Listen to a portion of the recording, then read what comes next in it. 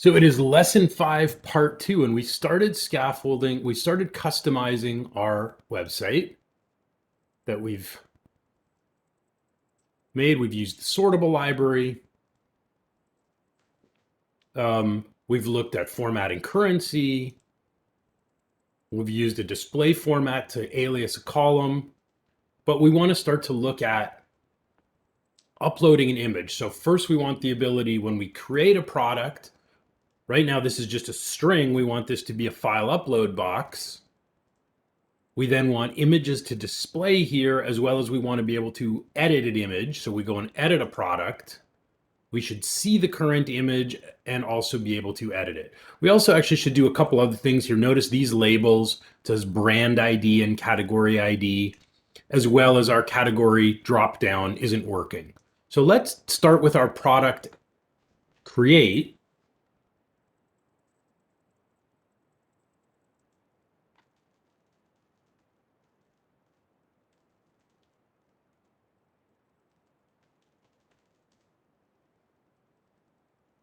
And then we'll have to cascade some of those changes, copy them over to our edit.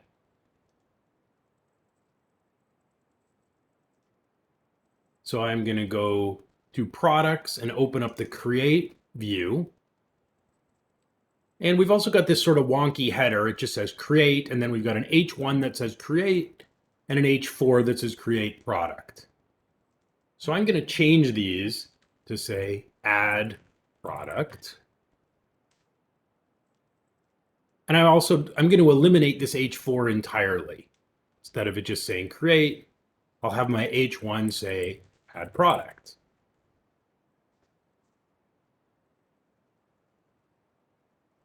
Now we'll deal with the file upload box in a minute. First, let's fix up our dropdown. So notice we've actually got labels here, brand ID and category ID.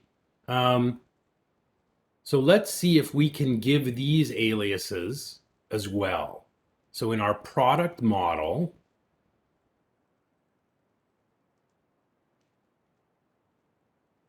for the brand, again, we're going to set display. We're going to set an alias, name equals brand. So our label just says brand. It doesn't say brand ID. And same for our category.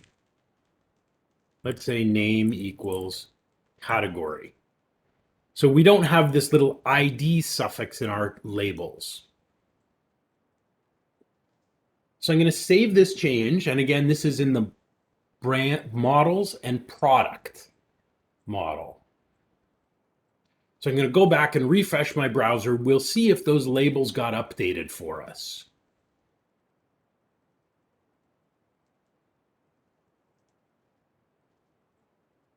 So this should just say brand and category instead of brand ID, category ID.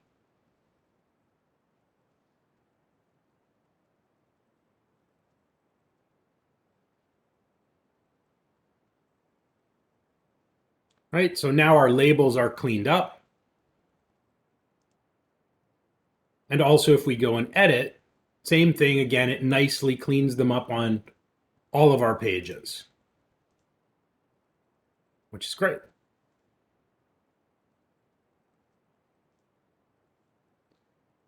Now we also need to fix this dropdown. A couple of things about the dropdown, actually. First, let's deal with our category dropdown. We want to be showing the category names. Adam, just make sure you save your changes and refresh.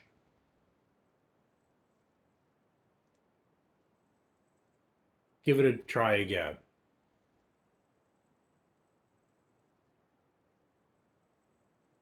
It worked in details, but not create. The page might be cached, Adam. If you just clear your cache or open a private window, try it there. Because we hadn't opened the details page, so that page wasn't cached before. The fact that it works in details suggests it's a caching. Okay. I'll have to think about why. It's not critical. I can always look at it with you a little bit later.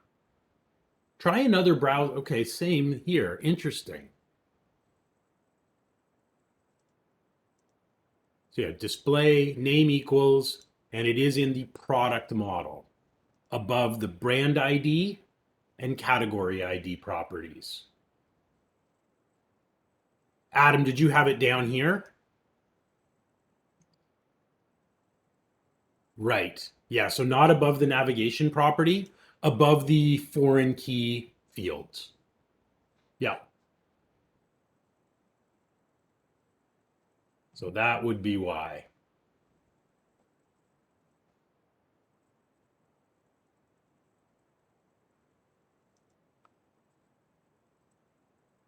So now we need to fix this drop down to show the category names. And then we also want to fix our brand because, again, our brands are sorted by ID. So if we have lots of brands, the list is going to get very difficult to navigate. So we're going to want to add an order by to the queries that populate both of these drop downs. So let's go to the products controller. And I'm going to scroll to my get method for products create, which should start on line 50. So look what happens. We have two queries, one for the brand, fetches the list of brands, and one that fetches the list of categories. So our first problem is here, right? This is populating a select list from our categories. And if we look at the parameters, there's three parameters here. What's the query? Well, it's our list of categories. Second parameter is what's the data value field. So we're using the ID for the value. But the third parameter is the text field. Notice in brands, it's ID and then name, which works properly, right?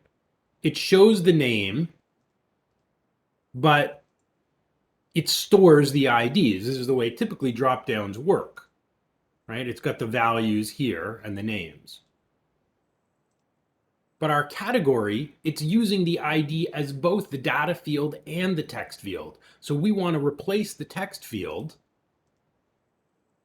So this last parameter where it says ID a second time, we want to change that to the category name. So that one simple change, this should fix our drop-down list. This is now going to show the names of the categories rather than the IDs. The IDs are meaningless. Right? We don't know what ID is which category.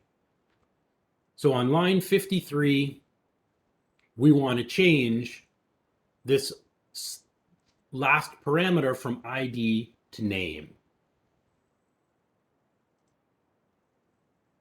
And when we do that, we can refresh our page.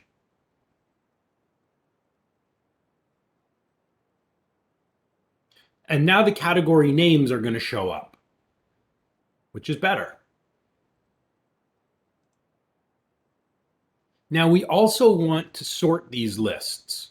Again, like I said, they're short right now, but they may get long. Typically, we would expect items in a drop-down list to be sorted alphabetically from A to Z. So we need to modify both of these lines. So what would we do here on line 52? What would we do? We've already done it once today, so that not only are we fetching the list of brands, thank you, Jason. So this gets the list of brands, so we can just append, thanks Adam as well, we can append an order by clause onto this query. So we'll do .order by, and I'll just use an anonymous parameter. I'm going to use B to represent a brand, and we want to order by B dot name. So B represents this DB set of brands. It's an anonymous parameter that's describing our list of brands. So this should sort our brand list by the name. We want to do the same thing with categories. This time I'll use a parameter called C.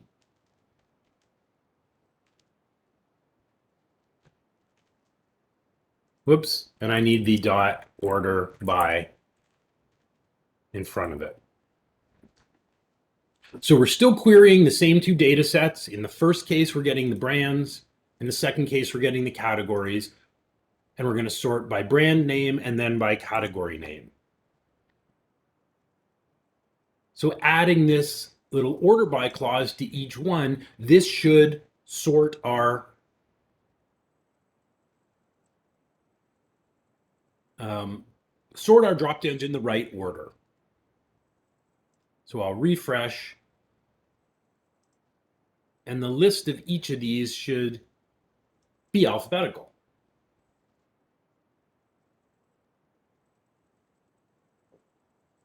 Okay, so now, whoops, just so we can see it, I'll expand my browser.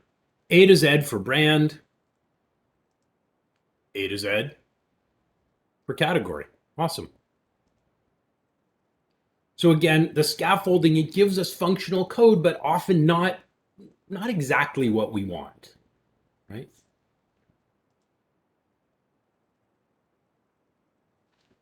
I also want to check out what validations we've added for our product. Like, what happens if I just do this?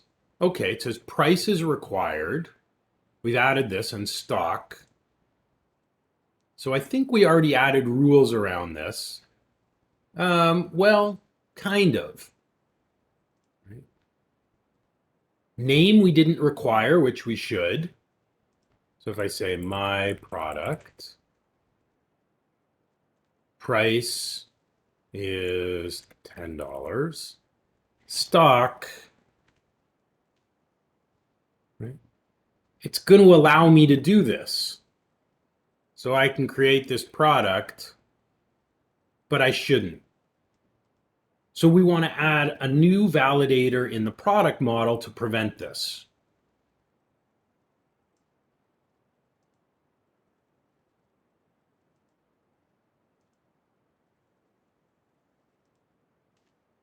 So we want to set some kind of numerical range around the stock. So I'm going to use the range feature where we can put in a minimum and a maximum. So our minimum is 0 and our maximum has to be a double. Maybe put in something like 999,999. So we're going to put this above stock. I also should make name required. So I'll set the required attribute on the product name. Okay, so you can't enter a product if you don't have a name and if the stock is a negative number. So I'm going to make both those changes. And then I'll go and edit this kind of dummy product. I'll delete it after.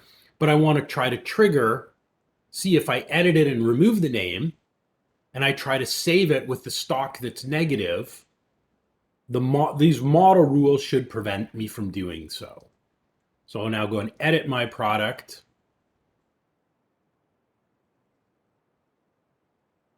So these kinds of changes, again, these are the kinds of things you'll need to do in your assignments. If any field should be required, you should have required attributes. So I'll take out the name. Make the stock, I don't know, -80.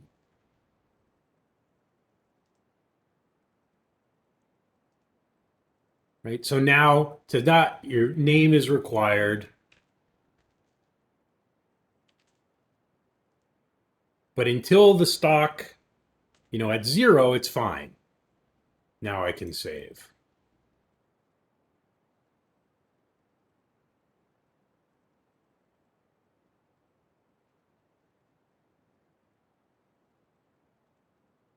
So the other thing we want to do, I'll just delete this product. We're going to make one more change now to our create, and then we're going to copy a bunch of those changes over to the edit.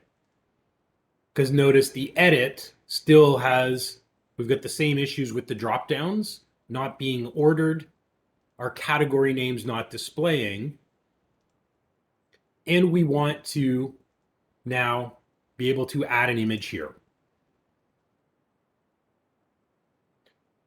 So I've put some images of a few products up on Blackboard. So I've got here 3 files. If you look, there's this item, there's a logo, or I'll show you where I made it. There's some images for a few products, and there's also a placeholder. So I'm going to first download this img.zip and extract it on your computer. So it's going to give you, I've got 5 products here: Canadian, CC, Export, Glenfiddich, which I'm not using right now, and Steam Whistle. So go ahead and grab first the img.zip. You can actually download all these files.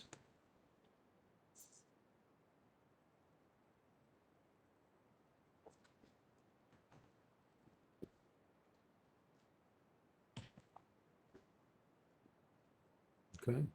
So download the files, extract the zip,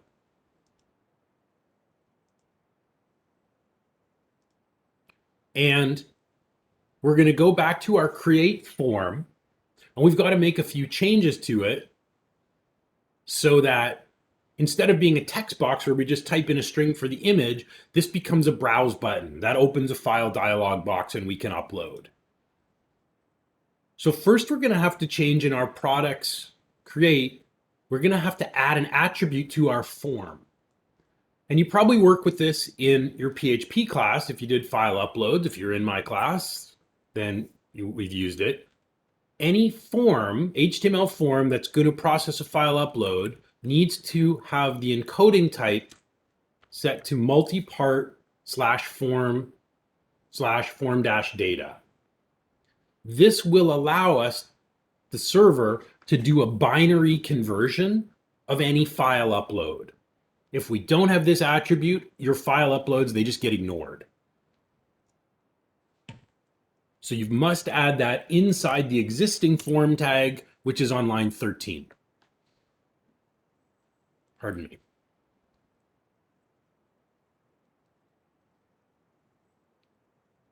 I'm also going to change line 32, which is a regular HTML input. So if we have input with no type attribute, this automatically defaults to a single line text box. So I'm going to add here type equals file. That's going to convert that text box for an image to a file upload box. Now the file, it's not required. We can add a product. We don't have to add an image. But by adding type equals file here, that's going to allow the user to browse for an image on the computer that they want to upload. So I'll just refresh, and we'll see this image text box is going to get converted.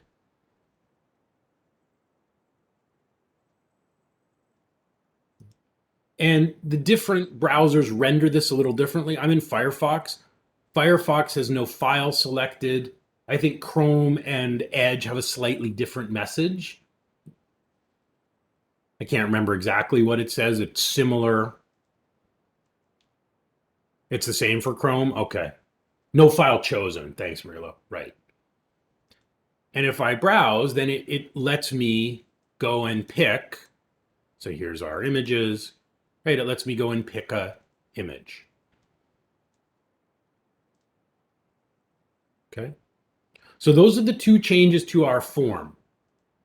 We've got to add the type equals file attribute to the image input. And this will not work without the encoding type. So that was the simple part. The more complicated part now is processing this file upload in our controller, right? The method, the post method that processes the form has also now got to check if a file got uploaded, and if so, we've got to save that file. So before we write the code, we need a place to actually save any images that get uploaded along with the product. So right now we don't even have an images folder. So inside of www.root, I'm going to create a folder with a subfolder inside. So I'm going to right click my www.root folder. I'm going to add a new folder first called IMG. So this will just be for any images. Like I've created a logo, so we're going to put the logo in here later. But then I want to make a new folder inside of IMG, a separate subfolder that only contains the product images. So those will be separate from any of the other images in the site. So I'm going to right-click my IMG folder, and I'll add a new folder inside it, and I'll call it products. So now in www root, I've got IMG and I've got products. So when we're adding or editing a product, if we want to upload an image to it, those images are going to get stored in this IMG/product subfolder. So now we're going to need to modify the products controller to check for an upload and save the file in here and also give it a unique name. Like let's say we have, we don't want somebody to upload a photo called, logo.jpg, and then we upload another one and we overwrite it. So we're going to make sure that every product here has a unique name.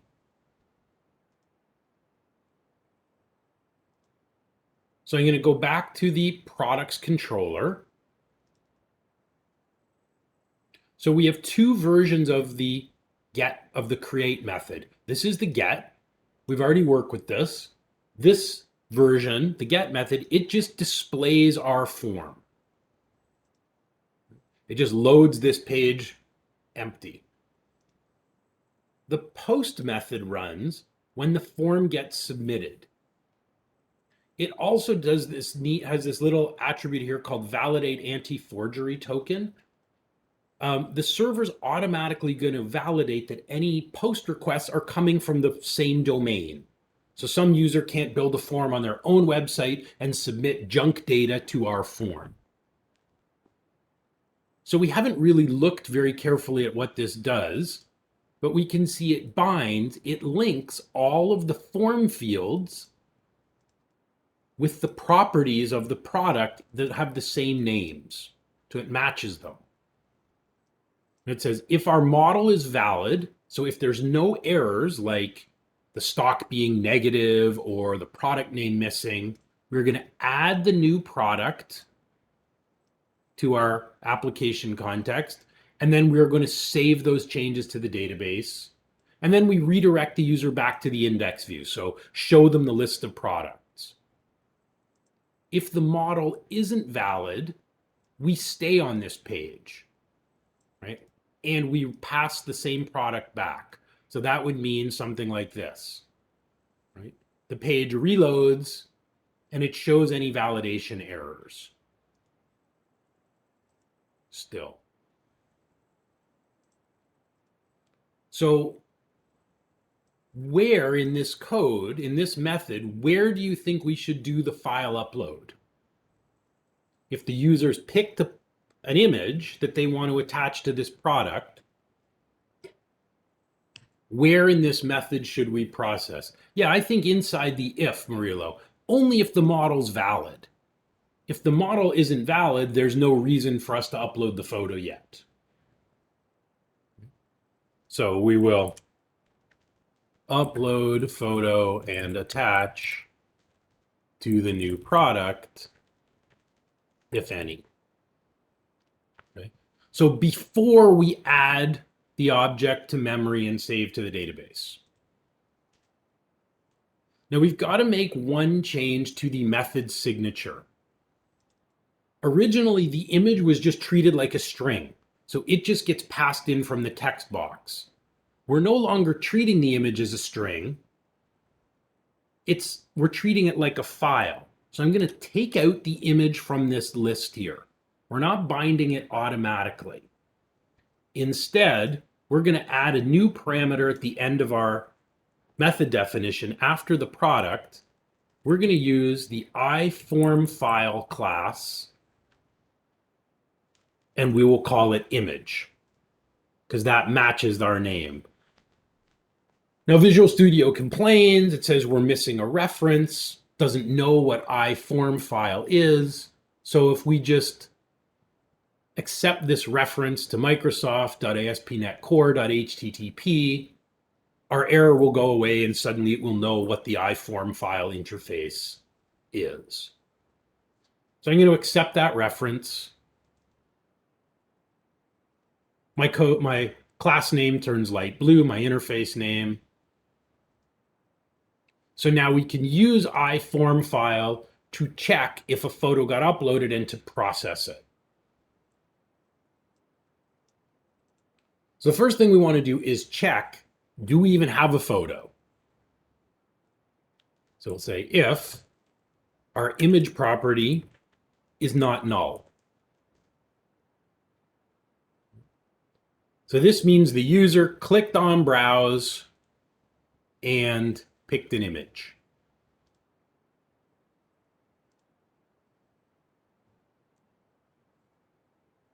So the first thing that happens if they upload it is much like in PHP, the image gets uploaded into cache temporarily. So we'll create a variable called file path.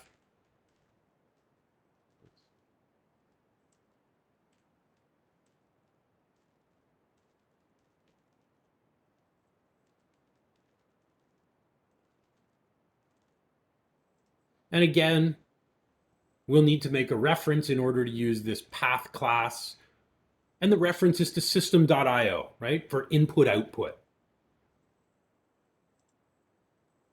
So we'll accept that reference to system.io.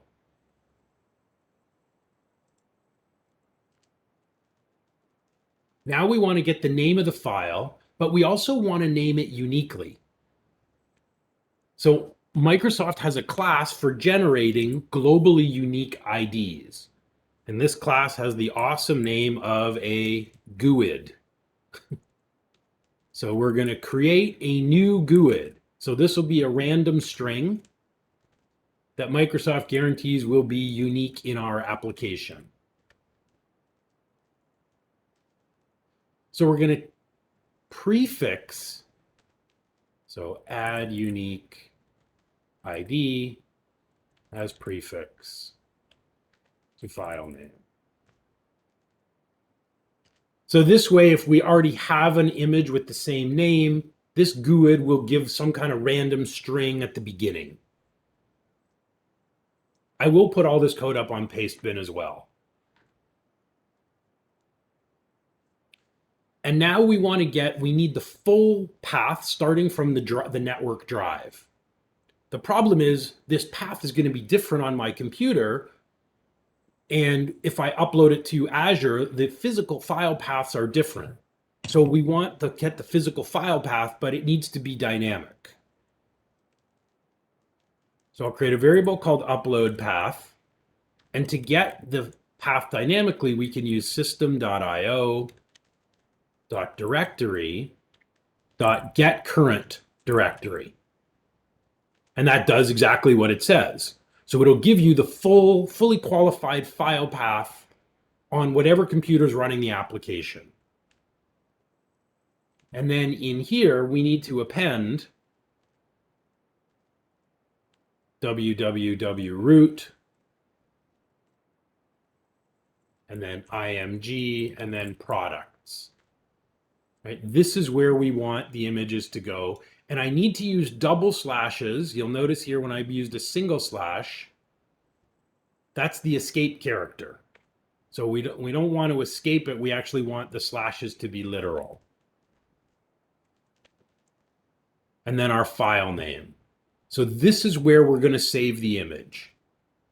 We're giving it a unique name with the GUID prefix, and it's going to go in products, img www.root inside the local file path.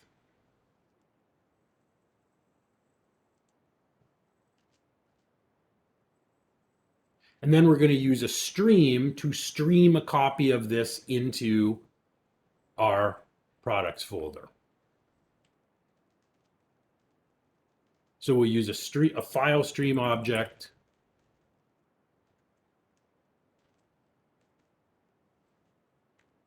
So we're going to stream to this destination with the file mode of create. We're creating a new file.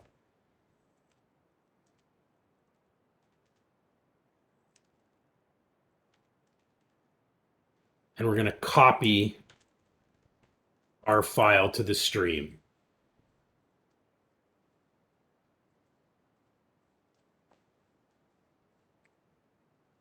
The last thing we have to do is we now have to attach this file name to the product so that when we save it to the database, the image name gets included.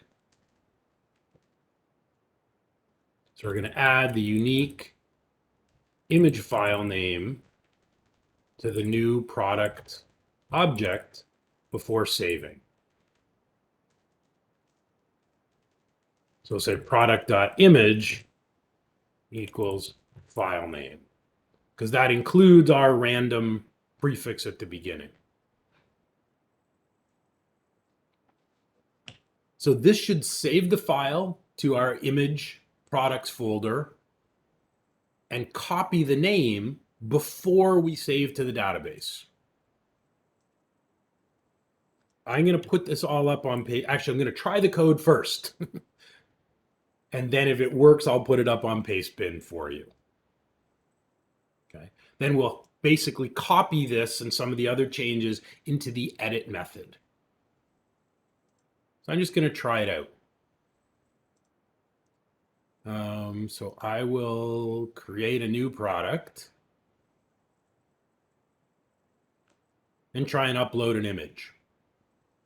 And if it works, we can also then start to display the images here.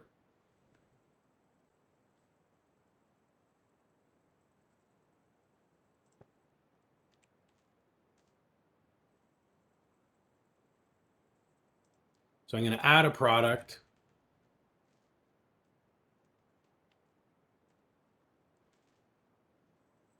I'm going to browse, pick my steam whistle.png. This was in the zip that I gave you.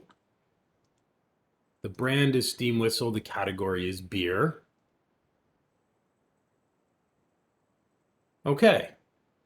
So that's encouraging. You can see what the GUID looks like. And it's appended on. And now if I go and look at my IMG products folder, we can see that the image got attached. So let me put that code up on Pastebin.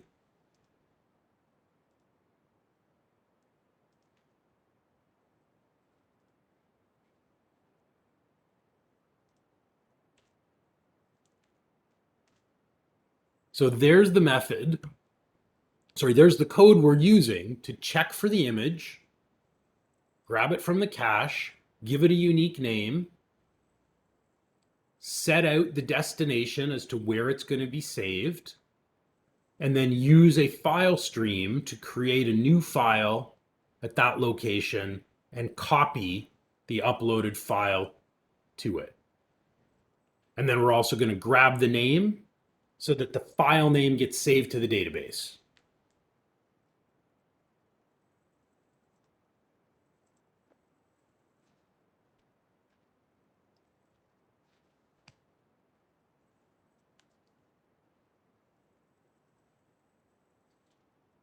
Yes, Murillo. So now we need to go back to our product image. Right. Instead of representing this as a string, we want to display it, as Tanya mentioned earlier. We want to actually show the image here. And then we're also going to have to make changes on our edit.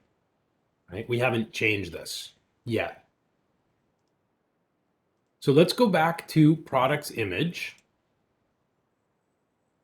I also want you to make sure, right? So one of my products has an image, but the others don't. So let's go to products image. Sorry, products index. And if we scroll down here on line 50, this is where it's displaying the image. So I'm going to take that code out and we're going to write a little if statement. Let's say if item dot image does not equal null. So now we want to render an image tag and set the source equal to our item.image. So our source is going to be equal to, we've got to include the path, right? It's our img/products. And then it's at item/image. And our alt text can be product image. So if we have an image, we're going to render it instead of just writing out the name of the image file, which is totally useless. We don't care about the name of the image file. We want to use the name of the image file to actually show it using an image tag.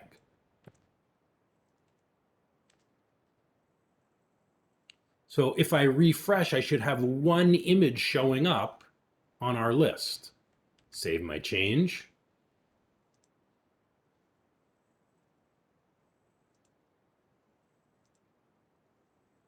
We'll see how this works.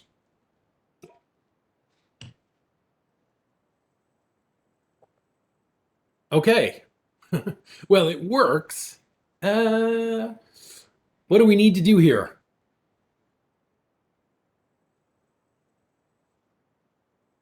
Yeah, let's scale it down a bit. Now, Bootstrap has a class. Yeah, we can either use our own CSS. I'm going to try. Bootstrap has a thumbnail class. Let's try that. I think it's got img thumbnail. I'm not sure what that'll scale it to. If we don't like it, then we can override that class. So I'm going to try img-thumbnail.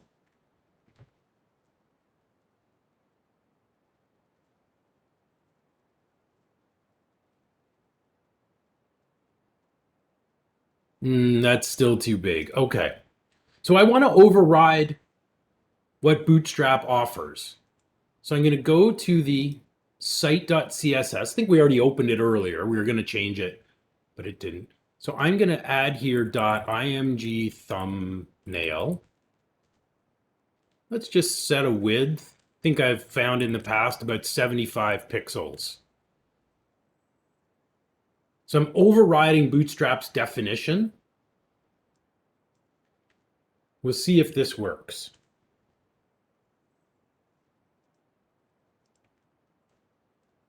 Yeah, that's pretty good. 75 pixels. It's big enough. Now we've also got these blanks here. So one of the other image files I had you download was this little placeholder, this placeholder.gif. So we could modify our code that says, oh, it's actually 100. Okay, it's fine. We could add an else statement that says, if image is null, show the placeholder image. So at least for consistency, every product would have an image, either the correct image or a placeholder. So what I'm going to do, I'm going to copy this placeholder. I downloaded it. I'm going to copy it into my project.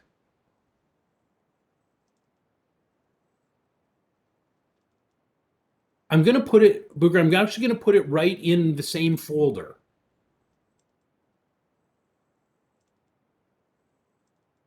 So I'm going to put it in www img products. So right here.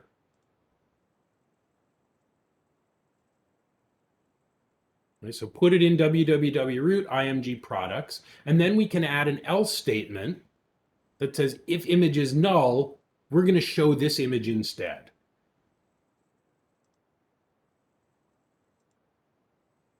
So we'll just add an else here.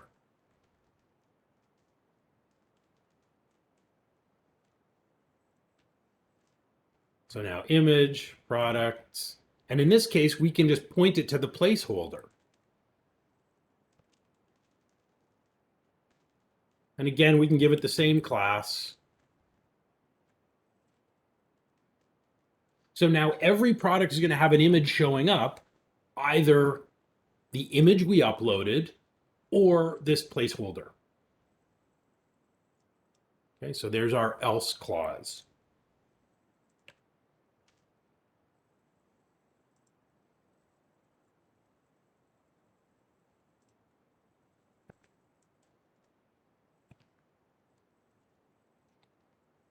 So we'll do a quick refresh. Right. So that's working pretty well for us. I'll add one more product. Let's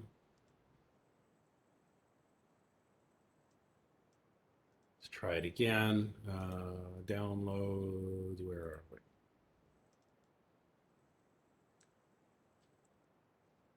Maybe I'll add the Glenfiddich. So I'll add a product just to make sure it's still working.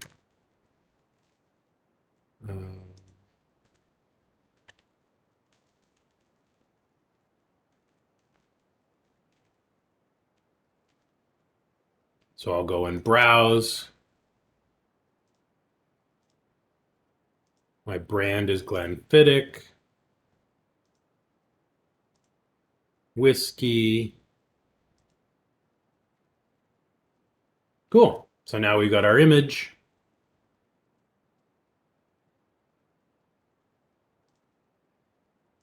Right, and each image gets a unique placeholder.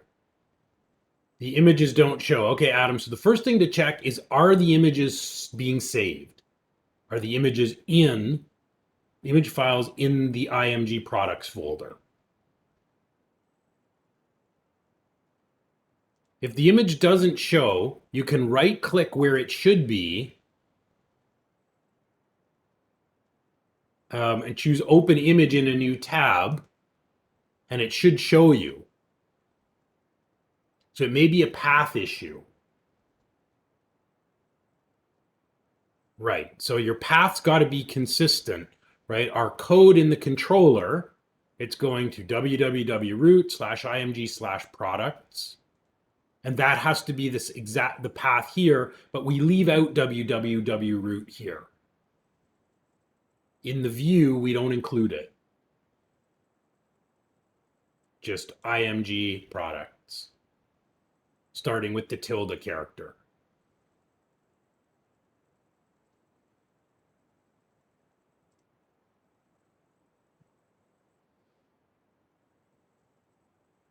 And we're either showing the placeholder or we're showing the logo if one's been uploaded.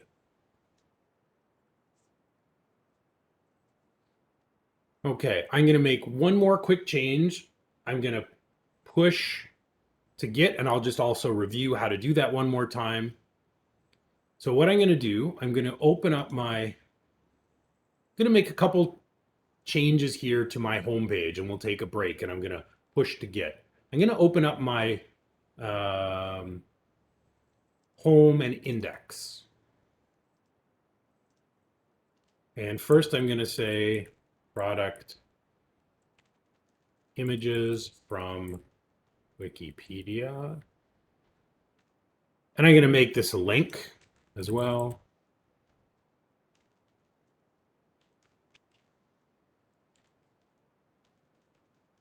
So that's where I got the images, so I should give them credit.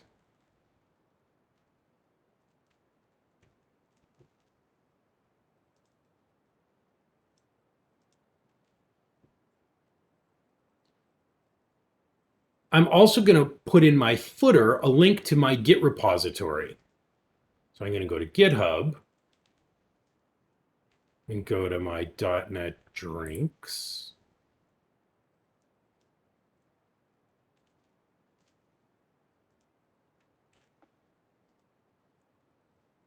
And in my layout, down here at the bottom, after the privacy link,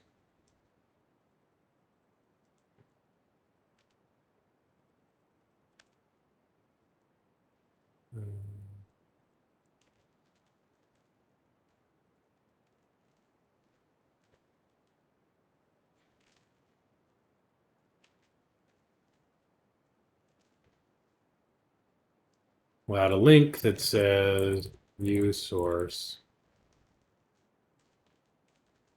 on GitHub. So I'm going to add this link to my Git repository. So I'm going to push my changes now. So my home page is going to give Wikipedia credit for the images with a link, and I've got a link to my Git repository as well. So to push these changes, I just go to Git changes. So it's lesson 5, part 2, product uploads, product upload on create. And then I'll commit all and push.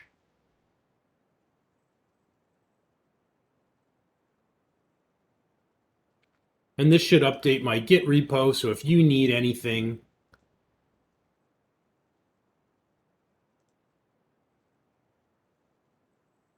I should also update my README file. I'll do that later today. Okay, so there's the link if you need to check anything. So when we come back, we're going to do a few things. We need to deal with the ability to edit, right? So we need to clean up, sort our dropdowns and fix them up. We also want our current image to display, and then we want the ability to upload a new image. Lastly, I've created a little logo for our site. Here, we're going to add the logo, and we're going to customize the color scheme and font as well to kind of personalize this. Okay, so let's take a 10-minute break, and we will do that when we come back.